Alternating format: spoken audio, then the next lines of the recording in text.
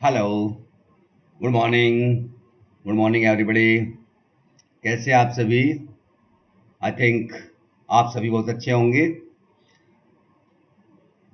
आज हम जो टॉपिक शुरू कर रहे हैं वो है रोजगार का केन्सियन सिद्धांत, Keynesian theory of employment, Keynesian theory of income and employment.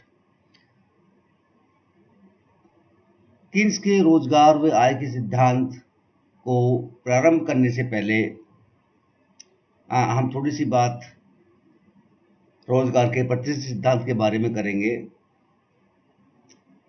1930s की मंदी से पहले रोजगार का प्रतिष्ठित सिद्धांत ही प्रचलन में था, जो कि से के बाजार नियम पर आधारित था, जिसके अनुसार पूर्ति सदैव अपनी मांग का स्वयं सृजन करती है। अर्थात कभी भी अति उत्पादन या सामान्य बेरोजगारी दशाएं उत्पन्न हो ही नहीं सकती, क्योंकि जो कुछ उत्पादन किया जाता है उसका उपभोग अवश्य ही हो जाता है। से के नियम में दो बात विशेष तौर से थी कि एक तो supply creates it's on demand, और यह जो उत्पादन है यही वस्तु के लिए बाजार का सृजन करता है। ब्याज की दरें लोचपूर्ण होती हैं, जिसके कारण हमेशा निवेश में और बचत में संतुलन स्थापित हो जाता है। कभी भी बेरोजगारी या अति उत्पादन की समस्या नहीं होती। अर्थव्यवस्था में हमेशा साम्य की जो अवस्था होती है वो पूर्ण रोजगार की अवस्था होती है। लेकिन 1930s के में जो महामंदी पड़ी उसमें रोजगार का प्रतिष्ठित सिद्धांत धराशायी हो गया। इससे पहले भी 1923-24 में कीन्स ने अपना रोजगार का सिद्धांत दिया था, लेकिन तब इसको इतनी मान्यता नहीं मिली।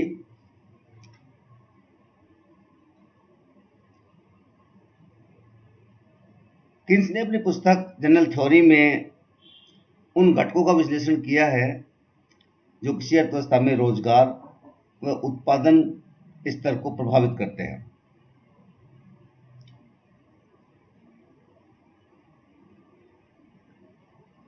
महान मंदी में सभी उन्नत पूंजीवादी देशों में भीषण बेरोजगारी फैल गई थी।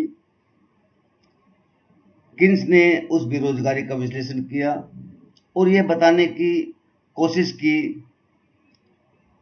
कि किस प्रकार न्यून मांग सिद्धांत, डिमांड डेफिशिएंसी थ्योरी भी कीन्स के सिद्धांत को कहते हैं, के कारण प्रभावपूर्ण मांग में कमी अथवा उपभोग व विनियोग पर किए गए व्यय में कमी के कारण वो बेरोजगारी आई थी।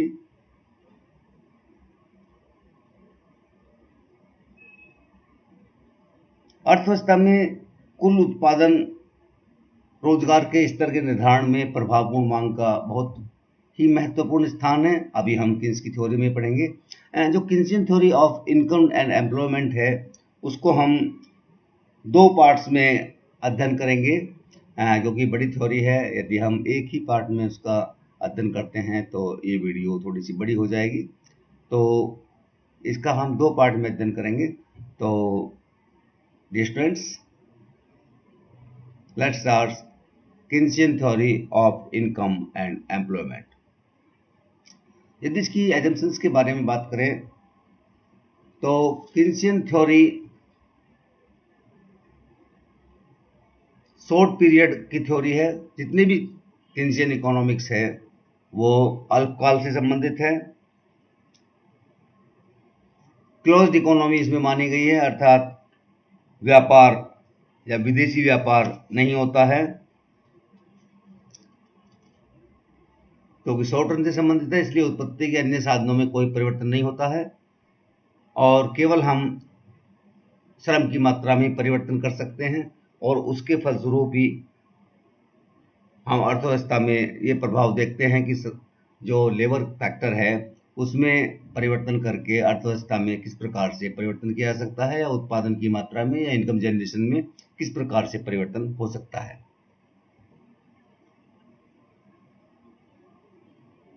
जैसा कि बताया, अंडर एम्प्लॉयमेंट इक्विलिब्रियम होता है। अर्थव्यवस्था में जहां प्रभावपूर्ण मांग का बिंदु होता है वहां पर सामान्य दशाओं में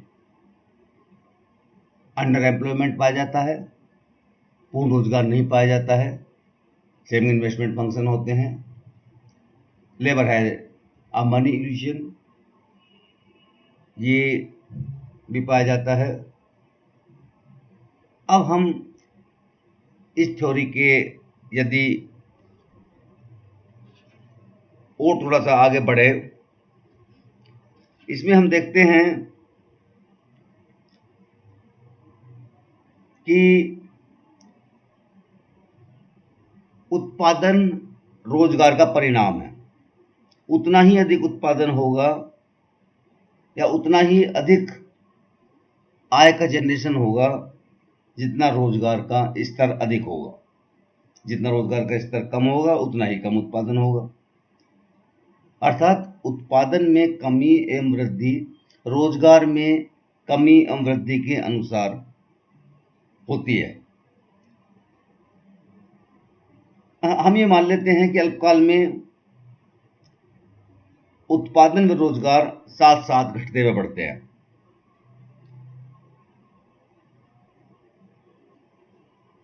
हम ये मान लेते हैं या हम जानते हैं कि एक फ्री इकोनॉमी में व्यक्तिगत फर्मों द्वारा रोजगार दिया जाता है और वस्तुओं का उत्पादन होता है। व्यक्तिगत फर्में ही ये निश्चित करती हैं कि कितनी मात्रा में किसी वस्तु का उत्पादन किया जाए या कितने व्यक्तियों को रोजगार दिया जाए। किसी एक फर्म में कितने व्यक्तियों को रोजगार पर लगाया जाएगा यह इस बात पर डिपेंड करता है, निर्भर करता है कि उस फर्म के उद्यमी के विचार में कितने व्यक्तियों को लगाने पर उसका या कितने व्यक्तियों को रोजगार पर रखने पर उसका लाभ अधिकतम होगा। यदि मान लो कोई फर्म 100 व्यक्तियों को रोजगार देकर 1000 रुपये कमाती है और 90 व्यक्तियों को रोजगार पर देकर 3000 रुपये कमाती है, तो वह 90 व्यक्तियों को रोजगार देगी, 100 व्यक्तियों को रोजगार नहीं देगी।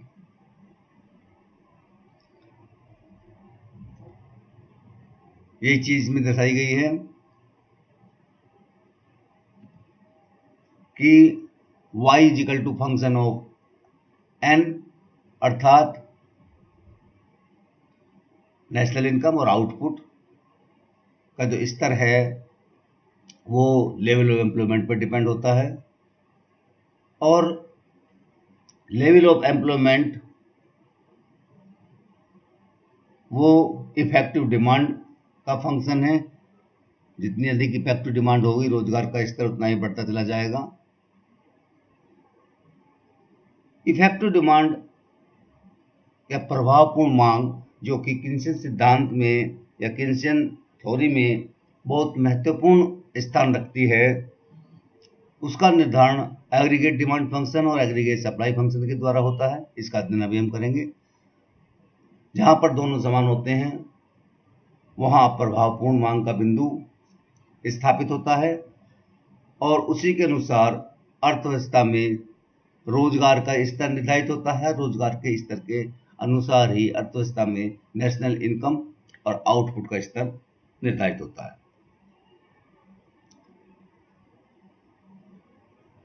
थोड़ा सा हम यदि देखें कंजप्शन एक्सपेंडिचर, उपभोग व्यय किन्सियन एम्प्लॉयमेंट थ्योरी में बहुत ही महत्वपूर्ण है और ये 2 फैक्टर के द्वारा निर्धारित होता है, उपभोग प्रवृत्ति और आय का स्तर या नेशनल इनकम का स्तर। राष्ट्रीय आय का स्तर और उपभोग प्रवृत्ति के द्वारा जो कंजप्शन एक्सपेंडिचर है वो निर्धारित होते हैं और एग्रीगेट डिमांड को बढ़ाने में कंजप्शन एक्सपेंडिचर या उपभोग व्यय का बहुत ही महत्वपूर्ण स्थान होता है। इसी प्रकार से इन्वेस्टमेंट भी दो फैक्टर के द्वारा निर्धारित होता है। इफेक्टिव डिमांड को दो ही प्रकार से या दो ही चीज़ों से बढ़ाया जा सकता है, या तो हम उपभोग व्यय में वृद्धि करें या हम इन्वेस्टमेंट में वृद्धि करें।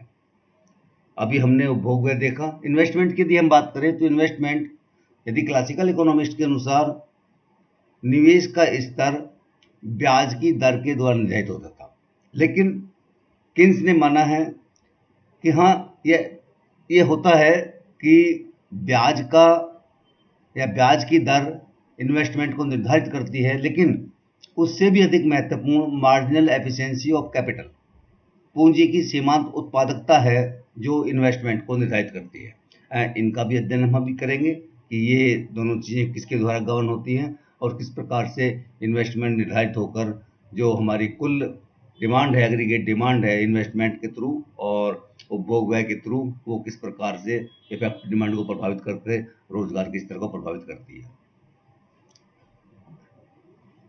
किन्सन थ्योरी में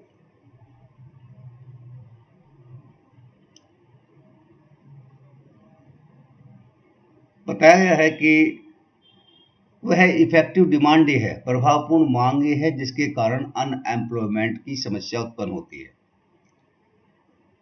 इफेक्टिव डिमांड, जैसे कि अभी बताया गया कि एग्रीगेट डिमांड और एग्रीगेट सप्लाई जहां पर इक्वल होते हैं, दोनों बराबर होते हैं, वह इफेक्टिव डिमांड का पॉइंट होता है, प्रभावपूर्ण मांग का बिंदु होता है। और प्रभावपूर्ण मांग में वृद्धि करके अनएम्प्लॉयमेंट को खत्म किया जा सकता है, कम किया जा सकता है और एम्प्लॉयमेंट के स्तर को बढ़ाया जा सकता है। अर्थात वह इफेक्टिव डिमांड ही है, वो प्रभावपूर्ण मांग ही है जिसको बढ़ाकर हम अनएम्प्लॉयमेंट को कम कर सकते हैं। प्रभावपूर्ण मांग, the theory of effective demand की द्वारा प्रतिपादित धारणाओं में सबसे अधिक महत्वपूर्ण धारणा प्रभावपूर्ण मांग की है। डॉक्टर क्लेन ने बताया है कि प्रभावपूर्ण मांग का सिद्धांत किन्स का क्रांतिकारी अनुदान है। इसी प्रकार प्रोफेसर डिलार्ड ने इन शब्दों में इफेक्टिव डिमांड के बारे में बताया था कि तर्क के आधार पर प्रभावपूर्ण मांग का सिद्धांत किन्स के रोजगार सिद्धांत का प्रारंभिक बिंदु है। अर्थात इफेक्टिव डिमांड से ही किन्स का रोजगार सिद्धांत निर्धारित होता है। प्रभावपूर्ण मांग अर्थव्यवस्था में किए जाने वाले व्यय द्वारा व्यक्त की जाती है। रोजगार और आय में वृद्धि के साथ साथ मांग में भी वृद्धि होती है और रोजगार तथा आय के विभिन्न स्तरों पर मांग के विभिन्न स्तर हो सकते हैं, लेकिन ये सभी स्तर प्रभावपूर्ण मांग को प्रकट नहीं करते हैं। केवल वही मांग जो पूर्ति द्वारा संतुलित होती है प्रभावपूर्ण मांग कहलाती है। किन्स ने इसको इस प्रकार कहा था कि कुल मांग अनुसूची में कुल मांग का वह बिंदु प्रभावपूर्ण मांग कहलाएगा जिस पर कुल पूर्ति उसके बराबर होगी। एक अर्थशास्त्री हुए हैं स्टोनर व हेग, उन्होंने प्रभावपूर्ण मांग को इस प्रकार से परिभाषित किया है कि प्रभावपूर्ण मांग वह कुल मांग कीमत है जो कुल पूर्ति कीमत के बराबर होने के कारण प्रभावपूर्ण बन गई है, इसलिए यह एक अल्पकालीन संतुलन की अवस्था है। तो ये कुछ डेफिनेशंस हैं जो प्रभावपूर्ण मांग को परिभाषित करती हैं। एक अर्थव्यवस्था में प्रभावपूर्ण मांग उद्योग के उत्पादन पर व्यय की गई धनराशि को व्यक्त करता है। उपक्रमी या उद्यमी अपने उत्पादन को बेचकर जो आय प्राप्त करता है वही मजदूरी, वेतन, लगान, ब्याज और लाभ के रूप में उत्पादन के साधनों को प्राप्त हो जाती है। अतः उद्योगपति के दृष्टिकोण से या उद्यमी के दृष्टिकोण से यह साधन लागत होती है और साधनों की दृष्टि से यह आय होती है, इनकम होती है। इस प्रकार प्रभावपूर्ण मांग राष्ट्रीय आय अर्थात समाज में रहने वाले सदस्यों की आय के जोड़ के बराबर होती है। प्रभावपूर्ण मांग समाज में होने वाले कुल उत्पादन की कीमत को भी सूचित करती है। इसका कारण यह है कि राष्ट्रीय उत्पादन का कुल मूल्य और उद्योगपतियों द्वारा माल की बिक्री से प्राप्त होने वाली आय में कोई अंतर नहीं होता, अर्थात कुल उत्पादन राष्ट्रीय आय के बराबर हुआ करता है। अर्थात प्रभावपूर्ण मांग को हम कैसे कह सकते हैं? प्रभावपूर्ण मांग बराबर राष्ट्रीय आय बराबर राष्ट्रीय उत्पादन का मूल्य और बराबर राष्ट्रीय व्यय, अर्थात national income is equal to national output is equal to national expenditure, अर्थात वह व्यय जो उपभोग की वस्तुओं और विनियोग की वस्तुओं पर किया जाता है, अर्थात उपभोग प्लस विनियोग, कंजप्शन प्लस इन्वेस्टमेंट।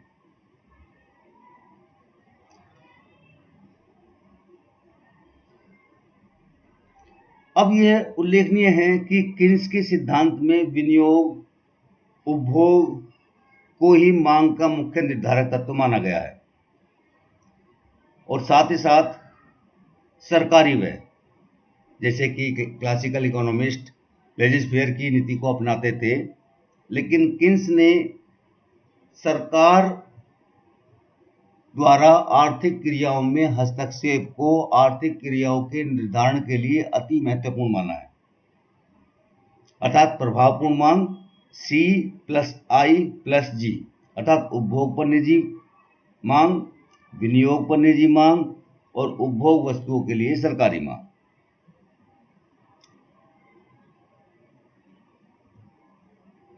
ये जो चीजें बताई हैं कि expenditure one become source of income and others, अभी जो चीजें बताई गई हैं वो सब इस स्लाइड में दिखाया गया है। कभी कभी जितनी इनकम जनरेट होती है वो एक्सपेंडिचर पर खर्च ना होकर बचा ले जाती है, सेविंग कर ली जाती है, क्योंकि जो साइकोलॉजिकल लॉ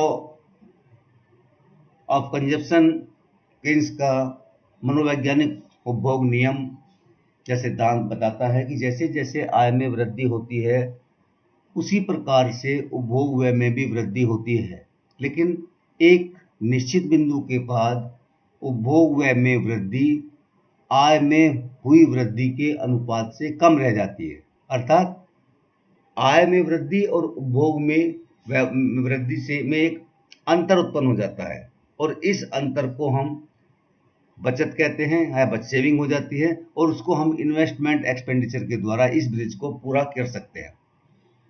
यदि इन्वेस्ट एंड एक्सपेंडिचर में वृद्धि नहीं होती है तो टोटल एक्सपेंडिचर जो है वो इकोनॉमी में कम रह जाएगा, इफेक्टिव डिमांड का बिंदु कम रहेगा और अर्थव्यवस्था में अनएम्प्लॉयमेंट की समस्या उत्पन्न हो जाएगी।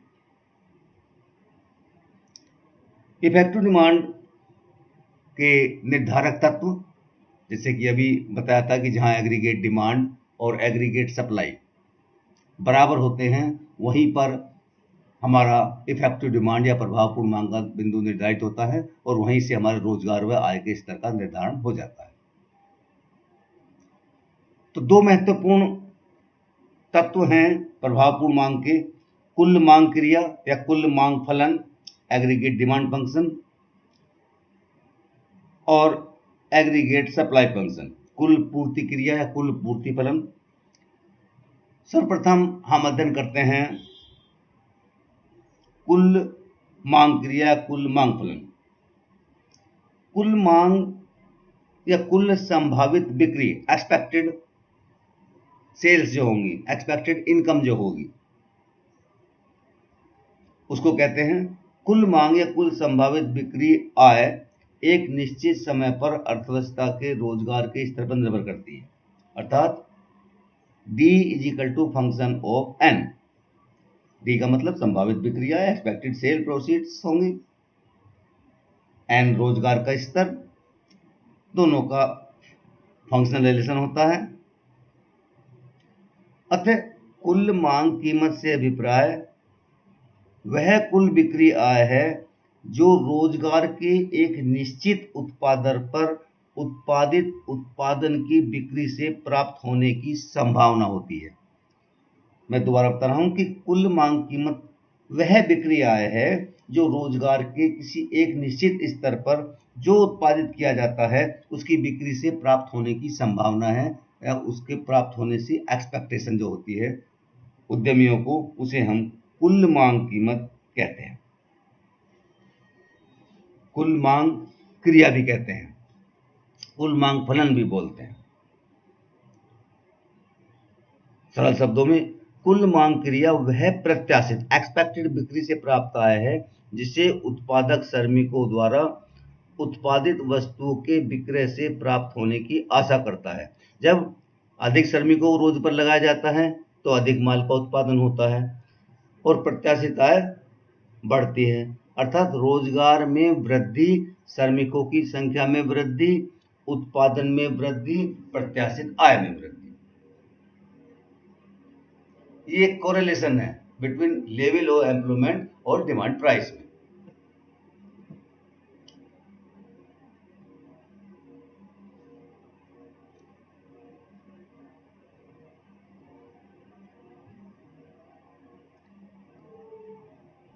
ये दिया हुआ सेकंड पॉइंट में, in a free capitalistic economy household and the firms are the two major economic sectors which spend for consumption and investment. दो हाउस होल्ड सेक्टर होती हैं और फर्म सेक्टर होते हैं। ये हम जो आय का चक्राकार प्रवाह है क्लोज्ड इकोनॉमी में, उसमें हम देख चुके हैं। दो ही सेक्टर होते हैं हमारे, हाउस होल्ड और फर्म, और किस प्रकार से आय का जनरेशन होता है, किस प्रकार आय एक क्षेत्र से दूसरे क्षेत्र में जाती है, किस प्रकार से वह होती है। केवल कंजप्शन और इन्वेस्टमेंट के द्वारा ही हम उसको खर्च कर सकते हैं।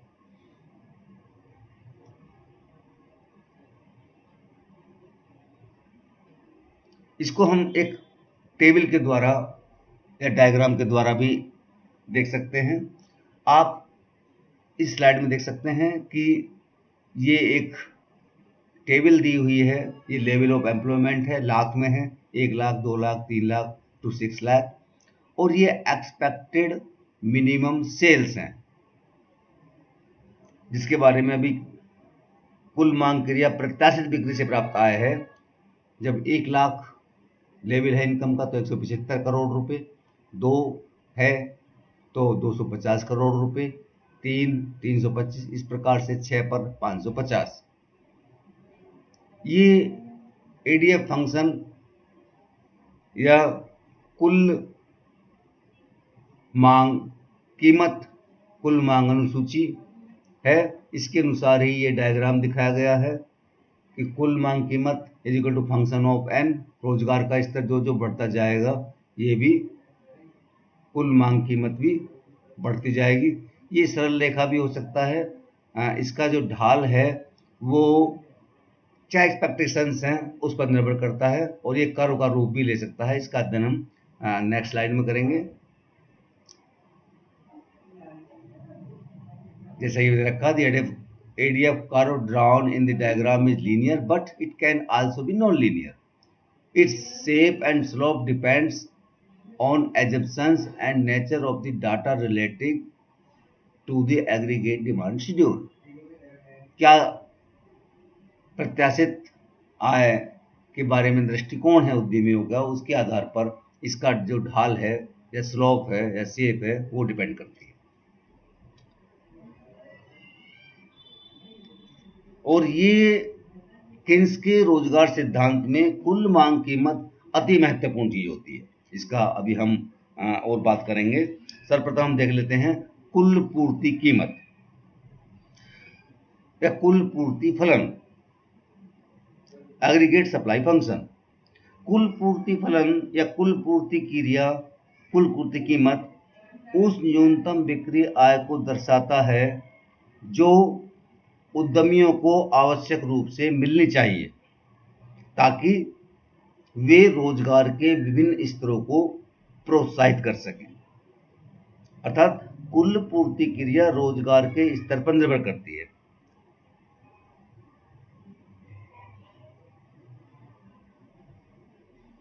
Aggregate supply schedules for the economy as a whole refers to the response of all entrepreneurs in supplying the whole output of the economy. उसमें था expected, ये इनकम अवश्य ही प्राप्त होनी चाहिए, ये मस्ट है। जो कुल पूर्ति कीमत है ये हमारी लागत को दर्शाती है। उत्पत्ति के साधनों को जो लगाने में या उत्पादन के विभिन्न एक निश्चित स्तर पर उत्पादन को प्राप्त करने में जो लागत लगती है उसे हमारी एग्रीगेट सप्लाई प्राइस प्रदर्शित करती है। अर्थात उत्पत्ति के साधनों को ये जो व्यय किया जा रहा है उतना तो अवश्य ही प्राप्त होना चाहिए, जिससे कि उत्पादन क्रिया सुचारू रूप से चलती रहे।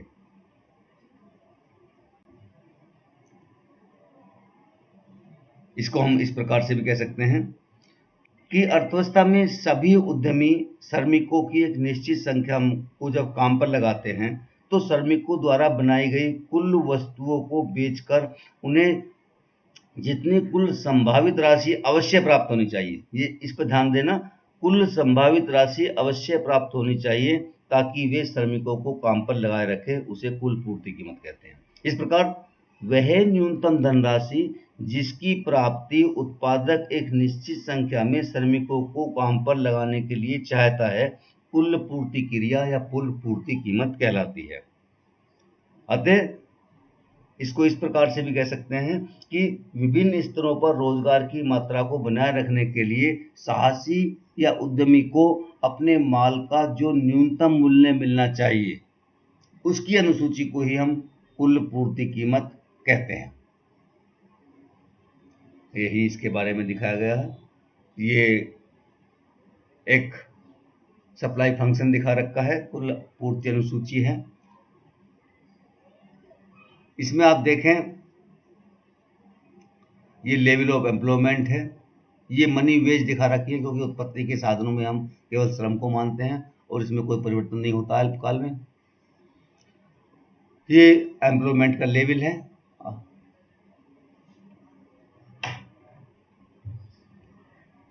ये एग्रीगेट सप्लाई प्राइस है, 1 है 100, 2 है 200, 3 300, 4 400, 5 और इसी प्रकार से 6 पर 600। ये एग्रीगेट सप्लाई कर्व है, एग्रीगेट सप्लाई प्राइस का एग्रीगेट सप्लाई फंक्शन के कर्व को दर्शाता है। इसमें आप देखें ये कर्व यहाँ से ऊपर को जाता है और एक यहाँ पर पहुँचने पर जेड बिंदु पर जाकर यह वाई अक्ष के समानांतर हो जाता है या लंबवत हो जाता है एक्स अक्ष पर, क्योंकि यह क्यू बिंदु पर रोजगार के पूर्ण रोजगार स्तर को प्राप्त कर लिया गया है। उसके बाद में एएसएफ में कोई वृद्धि नहीं होती है, रोजगार में कोई वृद्धि नहीं होती है, केवल कीमतों में वृद्धि होना प्रारंभ हो जाती है। इसमें दे रखा है कि it is linear as because we have assumed constant wage rate. ये जो लीनियर है ये तो कांस्टेंट वेज रेट है हमारी, यदि ये कर्व के रूप में भी हो सकती है। फुल एम्प्लॉयमेंट लेवल पर ये क्यू जेड पर डॉटेड लाइन जो है 6 लाख पर ये हमारा पूर्णतः लंबवत हो जाता है। तो स्टूडेंट्स यहाँ तक हम केन्सियन थ्योरी एम्प्लॉयमेंट का प्रथम पार्ट जो है उसको रखेंगे। अब हम देखेंगे नेक्स्ट वीडियो में इफेक्टिव डिमांड कहाँ पर निर्धारित होती है, उसके द्वारा किस प्रकार रोजगार का स्तर का निर्धारण होता है। ओके, तो जो चीज़ आपको aggregate demand function, aggregate supply function, effective demand, Keynesian theory क्यों आई, इसके बारे में कहीं कोई शंका हो तो आप मुझे फ़ोन कर सकते हैं, मुझसे पूछ सकते हैं। स्टूडेंट्स